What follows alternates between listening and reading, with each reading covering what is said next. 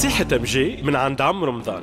الفستق واحد من الفواكه الجافة اللي يجي من شجرة تنمو في المناخ المعتدل وموجود في أغلب الثقافات الغذائية في العالم. يتاكل ني ولا مقلي، يترحى ويطيب ويدخل في تركيبة برشا أطباق. يحتوي الفستق على الدهنيات 50% من وزنه تقريبا، وهي دهون مفيدة للجسم تخفض من نسبة الكوليسترول الضار عند الإنسان. غني بالفيتامينات والمعادن كالمغنيسيوم والحديد والكالسيوم، إلى جانب الألياف والبروتينات، وهو مضاد للأكسدة والضغط النفسي. في كوجينتنا التونسية وخاصة في رمضان، الفستق مكون أساسي في عديد الاختصاصات.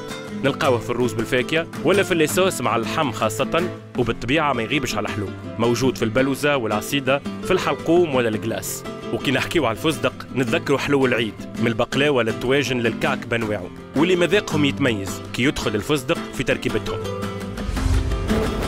شاي طيبة، ونتلاقاو غدوة في نصيحة جديدة من عند تمجيد.